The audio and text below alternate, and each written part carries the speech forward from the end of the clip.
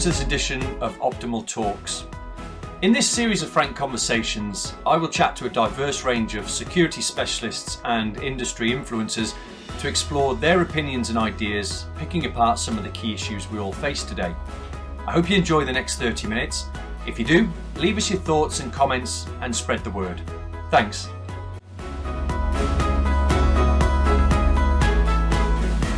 Hello, welcome to this Optimal Talks edition with my good friend Jason Keane. Jason and I served in Northern Ireland 30 years ago, Jason. Jeez. Unbelievable. So Jason's is a veteran of the Intelligence Corps and is now working at Citrix, and is just, I think, a really good example of a successful transition from military to civilian workplace. And so for the next 30 minutes, we're just going to talk about that sort of transition and how you find civilian life and stuff like that, Jace. But I think really great to have you on with us. Tell us a little bit about your background before us, as much as you can. Sure. Thanks for having me, Rick. So I did 22 years in the Intelligence Corps. I banged out in 2013. Up until that point, I'd done a really broad gamut of jobs, from very tactical jobs to kind of super strategic CT jobs in Whitehall. The only place I served twice, I served in Northern Ireland twice and served in Tidworth twice.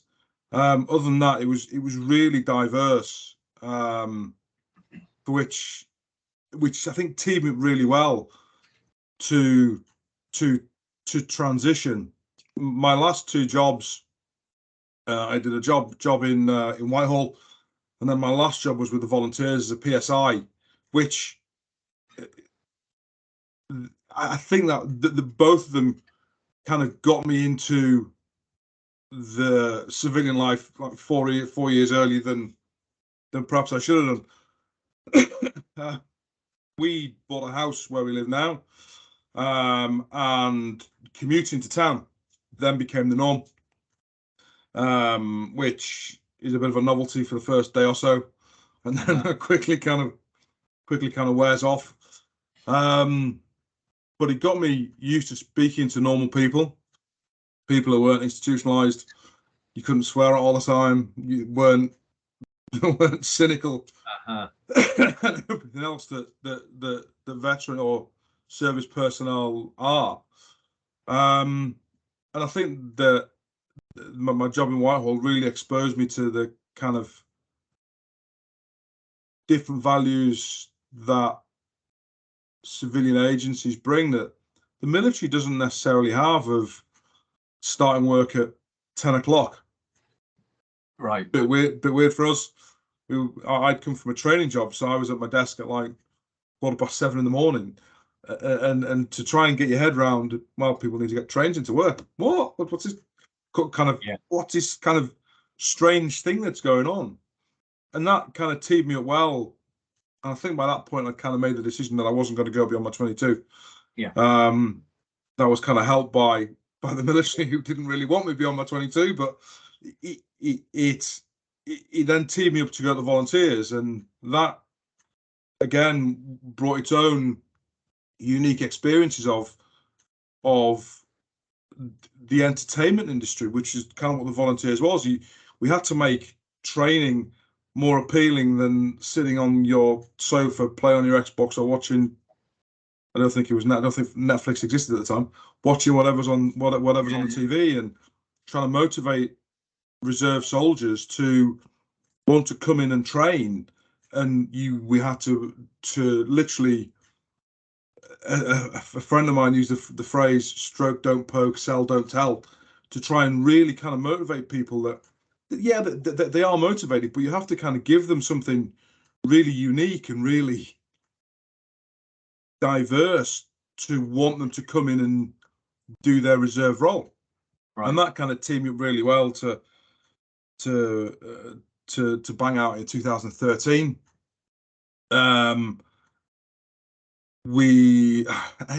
At the time, I wanted to be a sports photographer. Right. I was okay at it. I didn't know But that. yeah, so Yeah. I remember as a kid seeing a picture of Ian Botham in his more athletic days, taking a cast like that, a black and white, which I've never seen since. And you kind of think back to iconic moments in any sport. Johnny Wilkinson, team for the drop goal 2003, all those kind of iconic kind of sporting moments. I thought, yeah, I'd love to do that, but I wasn't connected enough. And pipe dream. So I remember speaking to my dad at the time and saying, he said, look, stick to what you got at. Yeah, fair one. Yeah, okay.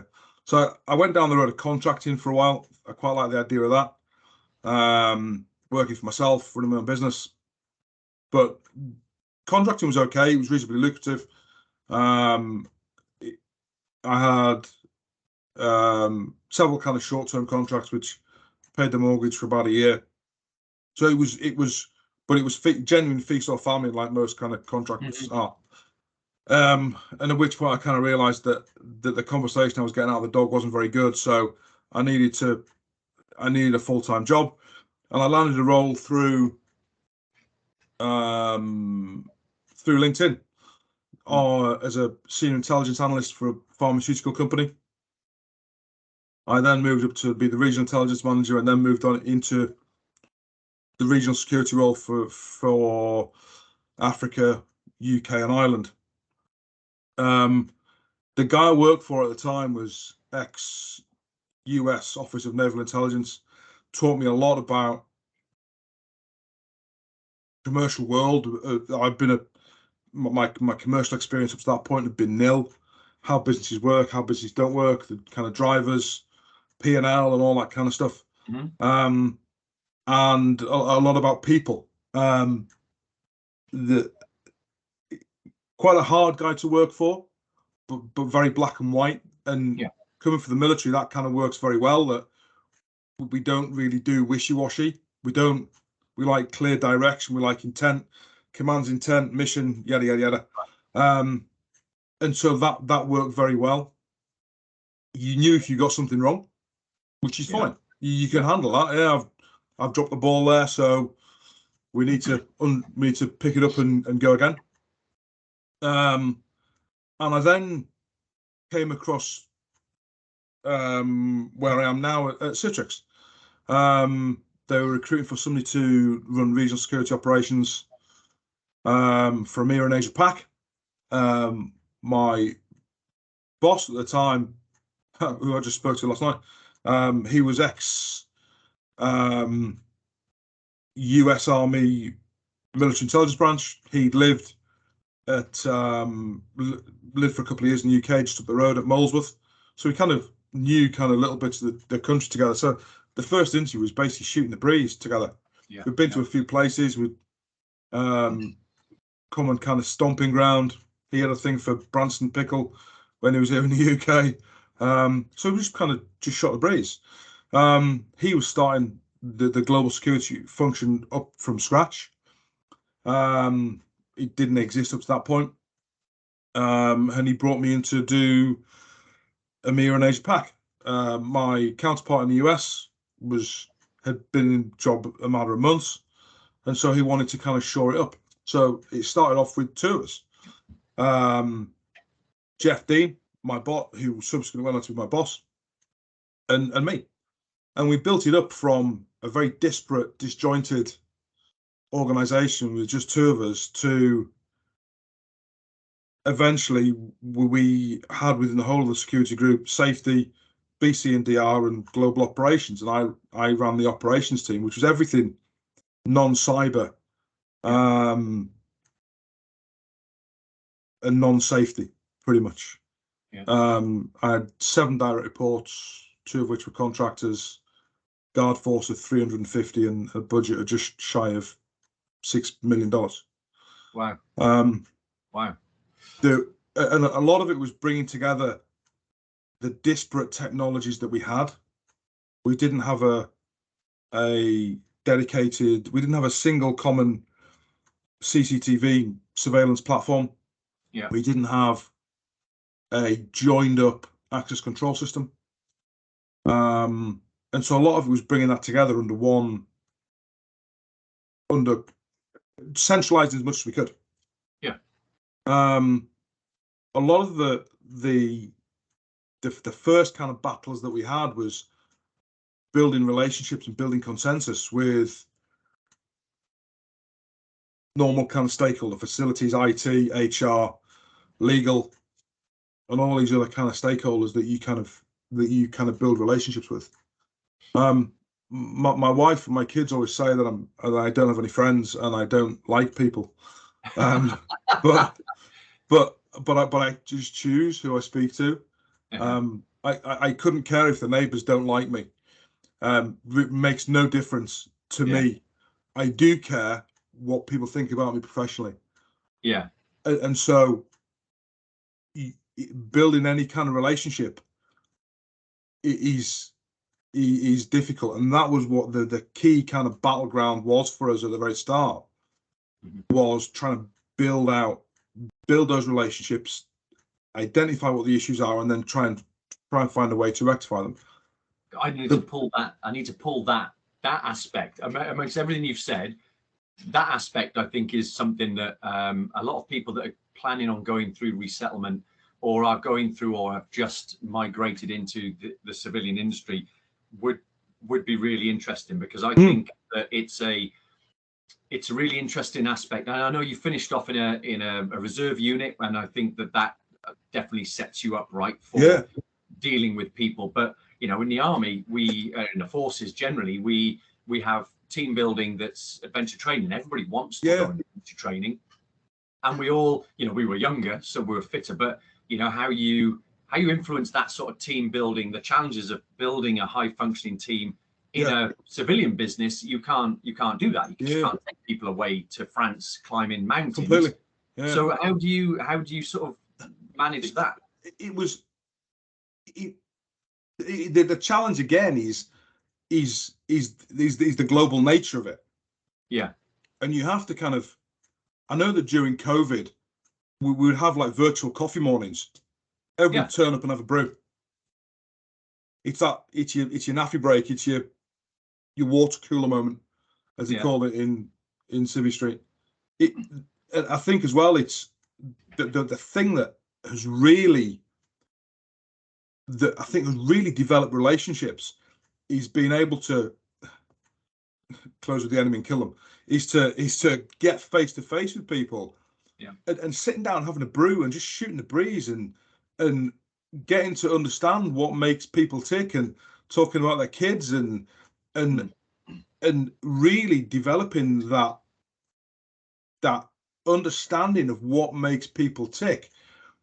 When I have my one-to-ones with my directs, the first thing I ask is, how's the wife and the kids? Right. It's understanding what makes, how's the weather, how's the cricket, do you watch the cricket? One of my guys in India is absolutely mad for cricket. First thing we always kind of talk about. He understands the game far more than me. I quite like to watch it. Always follow how England are doing, but how's this, how's that, and that is the modern, is the equivalent of adventure training, and it's having the ability to I think you hit it on the head that we can't take people out of their comfort zones, and we have to find an alternate way to do it. And coffee, dinner, shooting the breeze, sitting around and doing normal stuff, you get far more out of that face to face than you do over a VC.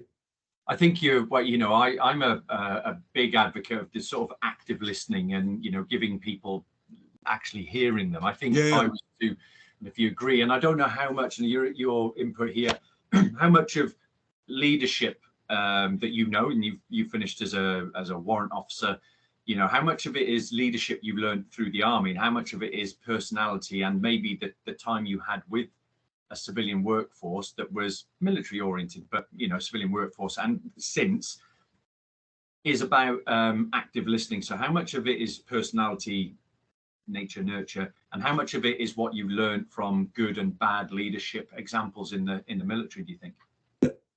I said that COVID taught me a lot about leadership.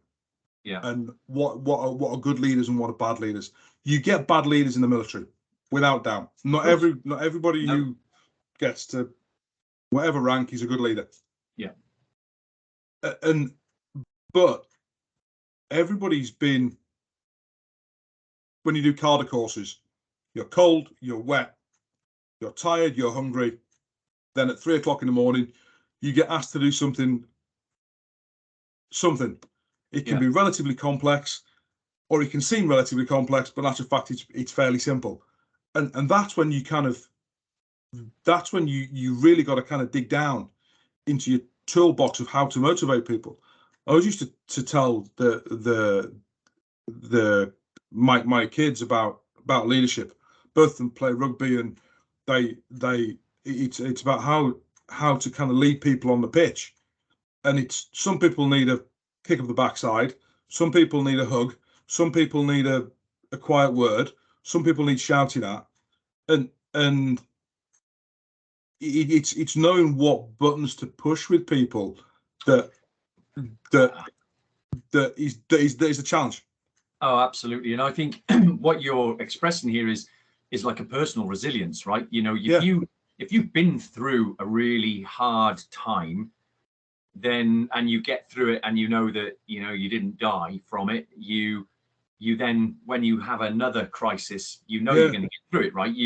That's what you tell yourself, you know, you get through it, and that builds that personal resilience. And I think that's where a lot of serving personnel always come out of that, don't necessarily appreciate it necessarily, and when they meet with their, you know, going to a civilian counterpart, you don't necessarily find the same level of resilience. I'm not saying it doesn't, because rugby definitely, team sports definitely give you a level of resilience. You know, you're playing hard knocks in a pouring rain and mud and everything. You finish that game, you're quite happy with yourself that you were courageous, and you take a lot from that. And I think that in sport like the military is probably it's an unwritten quality that people, when they're leaving, don't necessarily realize that that's something they're bringing that is above and beyond. Completely.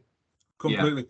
So if you were to go back to your and I know, you know, and I know you don't mind me saying, but so your current role now, you've just been given your notice. I know, and I see this a lot across the industry. You know, we are well aware that we're in a recession, we're recovering post-COVID, Brexit. All of these things have an impact on businesses, and they're trying to save money. So not just in security, but many roles end up with 3 hats. Yeah. You got piled on multiple hats in both jobs you've had since you left the military. And now you've been given your notice, made redundant effectively at the end of March, is it? End of March, yeah. Right. Now, I mean, that's a terrible state of affairs to find yourself in. But, you know, I haven't seen you moping about. You are, you know, you are out there, and I've seen the response on LinkedIn has been phenomenal in support. So, how much of your personal resilience and your what's going on with you now? How are you coping with that? I'd been kind of involved in the process from the off, so I kind of written my own eulogy pretty much. Okay. We managed to save most of the team, which is good. Yeah. But myself and my boss are both moving on. And so it wasn't a shock when it happened. Right. But even so, you still go through an emotional roller coaster of, it's going to be okay. No, it's not. Yeah, it's going to be okay. No, it's not. And I think that we spoke before Christmas when I knew this was kind of going to happen. Yeah. And the network is so kind of key. Yeah. And so I took the decision just before Christmas to just put on that I was leaving at the end of March. And the number of people that kind of came up, who I've not seen for years, who said really nice things about me. He's I don't take plaudits very well, and was very touching. And we had a leaving do, virtual leaving do, yesterday afternoon for the head of compliance, who was our boss, and she's in Hong Kong. She's a lawyer, and there were lawyers from basically Hong Kong all the way to the US West Coast. So the best we could kind of do. but it ended up being a kind of leaving do for Angie in Hong Kong, Jeff, my boss, and for me. Yeah. And Angie wasn't expecting. I knew this was going on. She was expecting like an end of year wrap up, but she wasn't expecting everybody to say really nice things about it. Well, the number of people that kind of they kind of say nice stuff about you is really quite touching. Like I said, I don't think anybody in the military does plaudits particularly well. You don't do it for somebody to kind of to say thank you or anything like that. You do it for the good of the mission or whatever your kind of motivation is, and it's things like that that make the kind of the troughs more bearable. That people actually do think you're a good bloke. If anything, it gets written on my tombstone, it's got to be he was a good bloke. If anybody didn't think that about me, I think I'd be absolutely devastated. And then that kind of goes back to I don't care what the neighbours think. I care what people think about me professionally. That it is an emotional roller coaster, and although I've got time to find something, you still start to panic slightly. That, and I'm not a worrier. I'm really not somebody who kind of worries. Been in contacts and not been particularly bothered. I don't know if my adrenal gland doesn't work or anything or what, but I'm not one to worry. No. Until I'm kind of faced hard stop with right, now's the time to kind of get a bit concerned. And so I think the power of the network is unbelievable. I'd kind of, between first starting back to work in January, my whiteboard in the office, I cleaned down with all the kind of long-term tasks. So down the garage, WD-40'd a lot off. Yeah. And then I started to kind of write jobs in it, and I've got 14 on there right now that are kind of pending. The two strongest ones are through my network. Yeah. And when did you start building your network, would you say? Long before you left, do you keep in touch with your veteran community, or is it people you've met through your civilian roles since? I think it's a bit of both, to be honest. I mean, like, when did we start playing rugby together? 2095, somewhere on there. Can't remember. A long time ago. 93, I think. 94. 93, 94, 95. But there's people I know from that first tour in Northern Ireland that I still keep in touch with, and so it's about trying to strike a balance.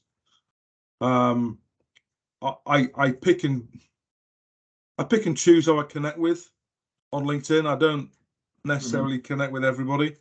The number of people that have hit me up recently, we'd like to sell you this.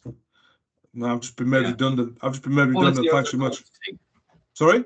Quality over quantity. Yeah. And I think as well, particularly with the network, is you then become a point of reference for other people. Yeah. And somebody rings and said, "Do you know Rick Mountfield?" "Yeah, I know Rick Mountfield very well. Yeah, good bloke, blah, blah, blah." Or, "Do you know this body?" "Not really. I've kind of connected with them on LinkedIn, but I don't really know them that well." And it's the network will be there to support you. And I think one of the most testing periods I've had in the last year, probably like most people, was around Ukraine. Yeah. And from D-Day to about D-Day plus 21, it was a fairly fraught time, and I get that it was for a lot of multinationals who were trying to extract people off the X and things like that. Yeah. And we didn't have a huge presence there, but for the slack handful that we had to pull off the X, that it was the network of a bit like, sorry, feel like I'm sitting in the back of a command vehicle. Charlie 1, this is 40 Bravo. It's getting on the phone and being able to ring somebody up and say, right, I've got this issue with who else has skinned a cat? How else have you kind of got around this?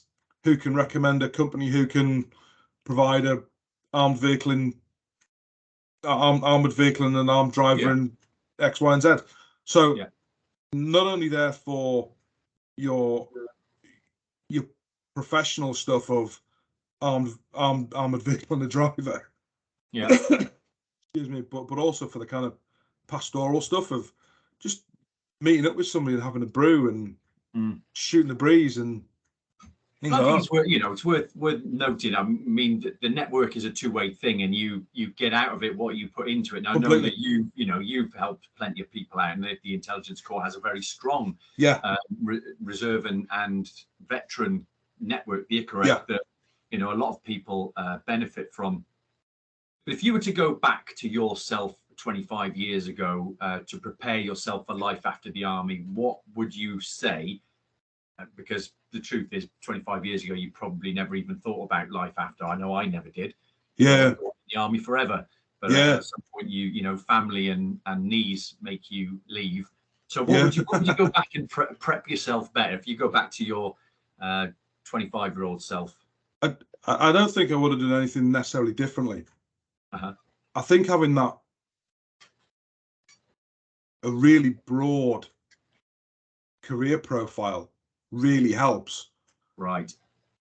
Because I'd kind of done lots of stuff very tactically, very kind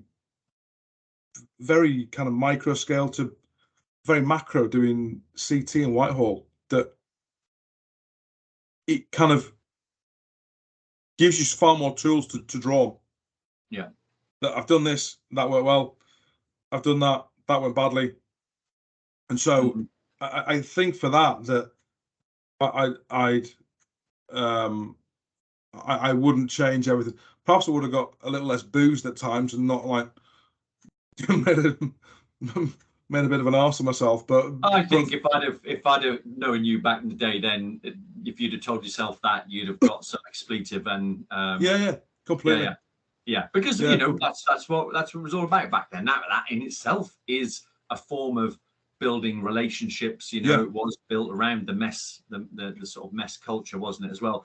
But so two other things I'm always interested in why people settle where they settled. Because I've seen some people settle way out and struggle to find jobs. I've seen people, settle in places where they get less for their money than they would if they moved further away. For you, where you settled, and I don't want you to say where you settled, but what made you settle where you did? Ours was fairly simple. The kids were settled in school, and my wife was settled in a job. My wife's a nurse, so she was settled in a job. So regardless of what happened, that we had kind of those kind of building blocks set. Yeah. Speaking to a mate last year who was looking, toying with the idea of banging out. He had nothing settled, and said it's about building blocks. So it's job, location, and family life. If you can settle one of those, then the other two will work themselves out a little bit more easily. The other reason as well is that we knew, so we bought just before I was going to start in Whitehall, and so I knew I had about at least 4 years to do. Right, smart. Yeah. And ironically, we bought an X quarter. Yeah. So, which was the same style as the quarter we were in. So the curtains fitted, the sofa fitted. Yeah. We knew everything would fit. I bet your walls aren't magnolia, though, are they? Sorry? I bet your walls aren't magnolia now. Yeah, no, they're not. Thankfully, no. We've moved since then. So, but we knew that. So we're both from Cumbria. We knew that the job market wouldn't necessarily support. Lynn would be sorted, but I wouldn't necessarily be able to get a job, and whatever I'd have to do, I'd have to be striking distance for town, the M4 corridor, or something like that. So that's kind of why we ended up where we are. Yeah, yeah. So, I mean, you're obviously going to be moving on from Citrix shortly. I have no doubt you'll pick something up long before your redundancy money runs out. But so if we come to where the corporate security market is now, you know, Yeah. I mean, what do you think 2023 the challenges are going to be for people in the roles like you? Great question. I think one of the kind of concerns that we do have is availability of parts. Yeah. Global lack of semiconductors. For builds, new builds, refurbs, all that kind of thing, that will continue to be a challenge. The integration as well between of systems, it's a constant kind of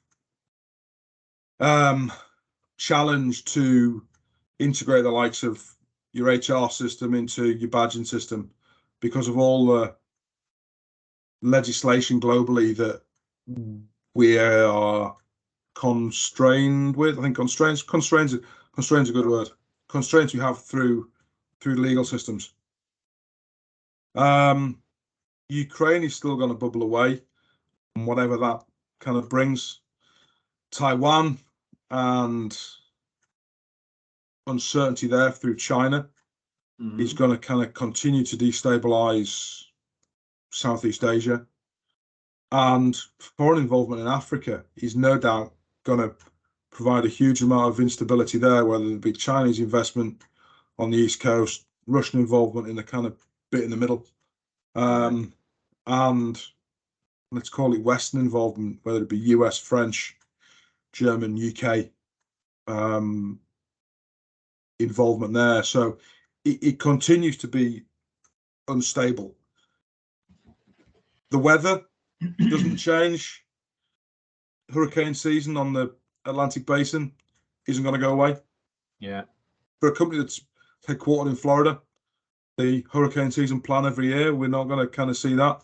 How much climate change is going to kind of drive that on? Who knows? Wow. I don't think that we're going to be out of work for a long time. There's so much going on. There's so much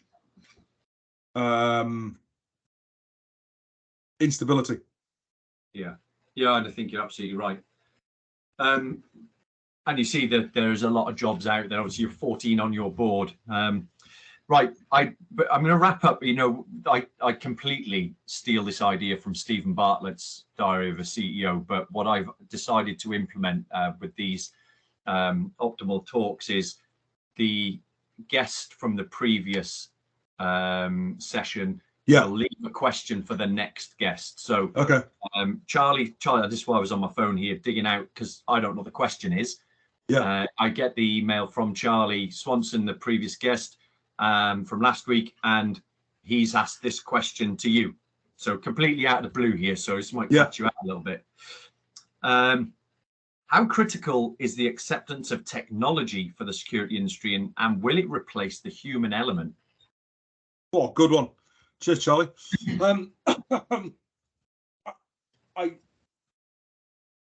I think it can in some areas. Sensors, cameras don't get tired. They don't switch off unless the power goes. But a sensor hasn't got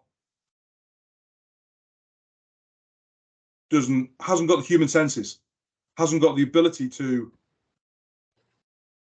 apply human logic. When I used to teach intelligence analysis to the volunteers, we used to say that we can automate part of the intelligence cycle, but in actual fact, the so what now, what next, what if. Certainly, when I was doing it, AI wasn't that good, and it still needed that human being to do that part. And particularly for, if you look at man guarding, that and any kind of use of sensors, is that it still needs a human being to look at it and say, well, yeah, it's this, it means this. AI can do so much, but it can't do everything. Plus, a human being doesn't get spoofed, doesn't get jammed. And so one of our neighbours had a car stolen a couple of months ago, and there's a tree surgeon just next door. They keep all their kind of hardware, so they're cameraed up to the nines. They actively had a camera jammed in order to steal this car. It was a Golf. It wasn't a Lambo or anything ridiculous, but the cam was actively jammed from the time they went on target to the time they left the target with the motor. Wow. A human being, yeah, he's open to bribery. He is open to. He gets cold. He gets tired. He gets annoyed, but he can't be jammed. Yeah. And so there is a blend of both. We need both in order to go forward. Some instances that a sensor is good. Some instances we have to have a human being. So I think I've given you an integration. A great sitting on the fence answer there of. No. I think it's relevant. I mean, you're the roles that you've had have to consider these things, and there's livelihoods against technology, and you're right. I think if I was to answer that question, I think it would be there has to be a blend of both for the optimal result.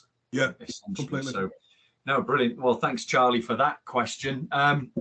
So it's been a pleasure, mate. I think we've just gone over the 30 minutes or so, but it's been an absolute pleasure talking to you. I have no doubt you'll pick up a role, because everything happens for a reason. I honestly believe that. And when one door closes, 5 will open, especially for somebody like you. So if you are listening to this and some of this touches a nerve for you because you're resettling, then reach out to the network. If you've got a job and you think Jason will fill it, stick your bid in, because he won't be around for long. But I think for today, Jace, it's been a treat. It's always good for me on the Fridays. Have a great weekend, and I will catch you at a game at some point. Yeah, no doubt. Cheers, Rick. Appreciate it. No worries at all. If you like the series, tell people about it. If you have ideas for guests or topics that I can bring to the fore that need to be mentioned, then please do. They're not always about security topics. Charlie was about how to write a book. This is about resettling and understanding the transition. Anything is on the table. So until next time, good luck, and thanks again, Jace. Cheers, Rick. Cheers now.